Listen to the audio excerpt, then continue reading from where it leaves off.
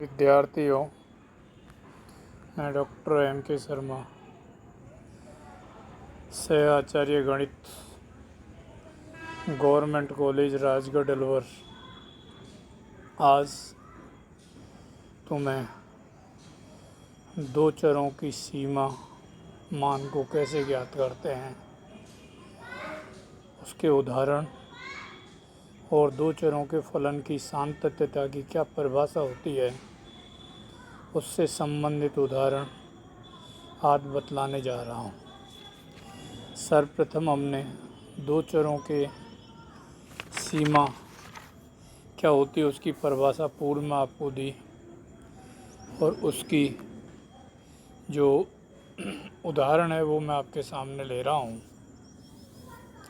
एक उदाहरण जैसा स्लाइड पर आपको नज़र आ रहा है। यदि कोई फलन f(x,y) बराबर y sine 1/x plus x sine 1/y जब x y not equal to 0 है तो हमको सिद्ध करना है limit x y tends to 0 f(x,y) बराबर 0। एक चर के लिए सीमा मान हमने बड़े आराम से पूर्व में निकाला है। यहाँ पर दो चरों की बात आती है तो दो चरों के सीमा मान की जो परिभाषा हमने दी उसको यहाँ पर लगाएंगे। बिंदु 0 0 को वर्गाकार प्रतिवेश में लेते हैं। दो चरों के लिए जो सीमा है वो या तो वर्गाकार प्रतिवेश में होती है या वृत्तीय प्रतिवेश में होती है। लेने पर अपने पास में मापांक x minus 0 less than delta तथा y minus 0 less than delta, और ये जो डेल्टा है ये 0 और 1 के मध्य स्थित होता है। यहाँ से जैसा आपको ये समीकरण नंबर 1 में दर्शाया है वो आप देखें। इसके बाद में मापांक f(x,y) माइनस f(0 0) आपके लिए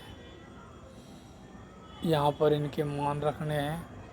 f(x,y) का मान आपने रख दिया और जो बिंदु है जिस पर अपन को सीमा निकालनी है वो 0 है। इसके बाद में इस मापांक का जो गुणधर्म अपन ने यहाँ पर काम लिया और आप देख रहे हो that is less than equal to मापांक y प्लस मापांक x। चूँकि मापांक साइन 1/x भी लेस देन इक्वल टू 1 होता है और मापांक साइन 1/y ये भी 1 होता है। तो मापांक x और मापांक y जैसा अपन ने समीकरण नंबर 1 में दर्शा रखा है, दोनों लेस देन डेल्टा है, इसीलिए इनके मान अपने पास में 2 डेल्टा हो जाएंगे। अब अपन ये जो 2 डेल्टा है इसको अपन एप्सिलॉन मान लेते हैं तो डेल्टा का मान अपने पास में एप्सिलॉन/2 हो जाएगा। अतः दिए हुए एप्सिलॉन ग्रेटर देन 0 की संगत डेल्टा का मान अपने पास में एप्सिलॉन/2 आ रहा है और ये जो डेल्टा एप्सिलॉन/2 है ये ग्रेटर देन 0 है और ये इस प्रकार से होगा कि मापांक f(x,y) minus 0 is less than epsilon, जबकि मापांक x minus 0 is less than delta तथा मापांक y minus 0 is less than delta. अतः limit x y tends to 0 0 f(x,y) का मान अपने पास में 0 हो जाएगा। ये अपने पास में सीमा से संबंधित एक उदाहरण है जिसको मैंने आपके सामने लिया है। इसके बाद में सातत्यता की दो चरों की परिभाषा से मैं आपको परिचित करवा रहा हूँ। किसी प्रांत S जो R² का उपसमुच्चय है पर परिभाषित दो चरों वाला फलन f(x,y) बिंदु ए बी पर सतत फलन कहलाता है यदि प्रत्येक एप्सिलॉन ग्रेटर देन 0 के संगत डेल्टा ग्रेटर देन 0 इस प्रकार से विद्यमान हो कि मापांक F X Y minus F of A B is less than epsilon हो, जबकि माप X Y belongs to N delta A B हो। ये जो एन डेल्टा ए बी है ये छात्रों बिंदु ए बी का प्रतिवेश है जो वृत्तीय या वर्गाकार कोई भी हो सकता है। इसकी ये तो एप्सिलॉन डेल्टा परिभाषा है। जैसे अपन ने सातत्यता की सीमा से संबंधित परिभाषा दी थी, उस परिभाषा को भी मैं आपके सामने ले रहा हूँ, और वो है फलन एफ एक्स वाई बिंदु ए बी पर सतत फलन कहलाता है यदि limit X Y tends to A B बराबर एफ ऑफ ए बी हो। अब इसके बाद में मैं आपको सतत फलनों की बीजगणित से परिचित करवा रहा हूँ। सतत फलनों की जो बीजगणित है वो बहुत साधारण सी बीजगणित है। दो फलन एफ एक्स वाई और जी एक्स वाई आपको दे रखे हैं, दोनों प्रांत एस जो आर स्क्वायर का उपसमुच्चय है पर परिभाषित फलन है, तथा दोनों ही एस के किसी बिंदु ए बी पर सतत आपको दे रखे हैं। तो इन फलनों का योगफल या इन फलनों का व्यवकलन या इन फलनों का गुणनफल या इन फलनों का विभाजन भी बिंदु ए बी पर सदैव सतत उपस्थित होगा। ये एक साधारण सी बीजगणित है जिस पर अपन को ज़्यादा विचार नहीं करना है। अब मैं आपको एक उदाहरण आपके सामने ले रहा हूँ। प्रदर्शित कीजिए एफ एक्स वाई बराबर एक्स स्क्वायर प्लस 3y बिंदु 1, 2 पर सतत है। अब यहाँ पर दो चरों वाले फलन की जो सातत्यता की परिभाषा अभी 2 मिनट पहले आपको दी है, उसी की मदद से इसको अपन हल करेंगे। देखो विद्यार्थियों, एफ एक्स वाई का मान आपको दिया हुआ है। इसका मान x बराबर 1 और 2 अर्थात एफ ऑफ 1, 2 का मान एक्स वाई का मान रख के अपन प्राप्त कर लेते हैं, वो अपन को 7 प्राप्त हो जाता है।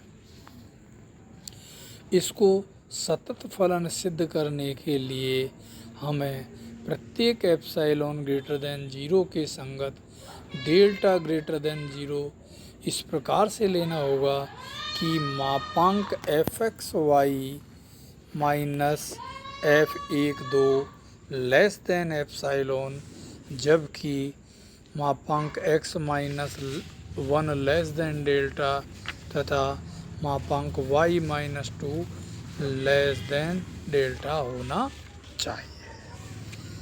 ये दो चरों वाले फलन की सातत्यता की परिभाषा है।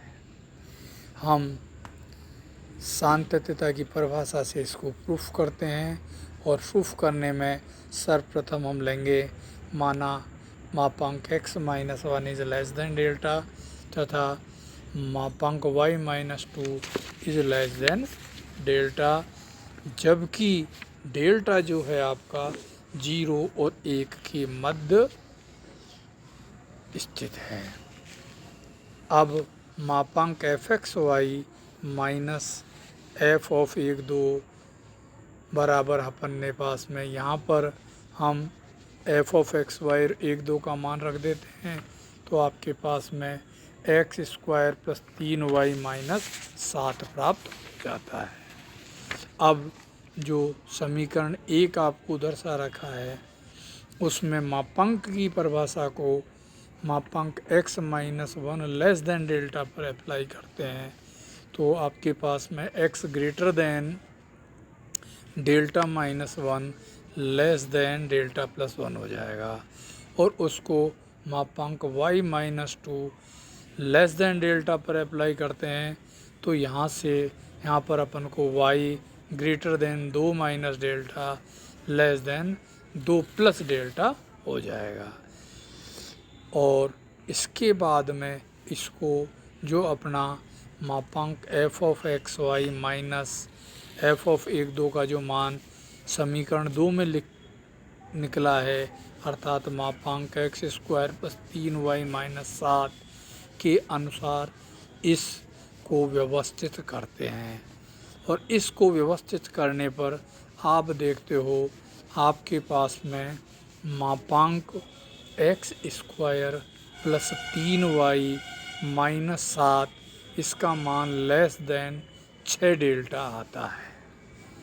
अब हम इस मान को समीकरण नंबर 2 में प्रयोग कर लेते हैं अर्थात मापांक f of X Y minus f of 1 2 less than 6 delta होना चाहिए। माना 6 डेल्टा बराबर एप्साइलॉन, अतः डेल्टा बराबर एप्साइलॉन बटे 6, अतः एप्साइलॉन ग्रेटर देन 0 के संगत डेल्टा बराबर एप्साइलॉन बटे 6 इस प्रकार से विद्यमान होगा कि मापांक f of X Y minus f of 1 2 less than epsilon, जबकि मापांक x minus 1 less than delta तथा मापांक y minus 2 less than delta है।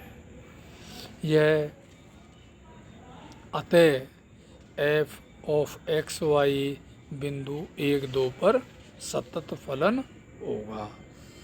अब एक उदाहरण मैं आपके सामने रख रहा हूँ जो कुछ इस तरीके से है।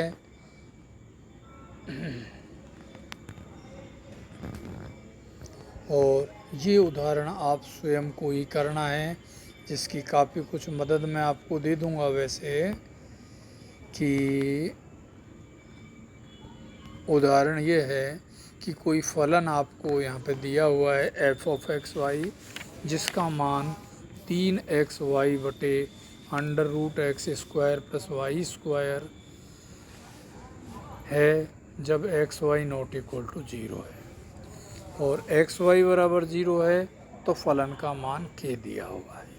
हमको विद्यार्थियों यहाँ पर k का मान ज्ञात करना है और k के मान को ज्ञात करने के लिए आपको फलन को बिंदु 0 0 पर सतत दे रखा है। अब हम क्या करेंगे विद्यार्थियों, हम क्या करेंगे इस फलन एफ एक्स वाई के सतत होने के लिए बिंदु 0 0 पर जो फलन दिया हुआ है उसका सीमा विद्यमान होनी, युगपत सीमा विद्यमान होनी चाहिए।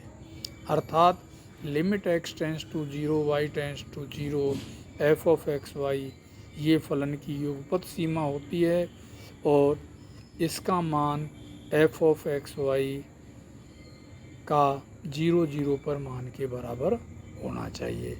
यहाँ पर हम युगपत सीमा निकाल लेंगे और f ऑफ एक्स वाई का 0 0 पर मान के आपको फलन में प्रश्न में दिया हुआ है। आप युगपत सीमा को निकालोगे तो वो निकल के आपके पास में शून्य आएगी अर्थात के का मान आपके पास में शून्य प्राप्त होगा। विद्यार्थियों, आज का अध्ययन हम यहीं समाप्त करते हैं। आगे अगला अध्याय प्रारंभ करेंगे। धन्यवाद।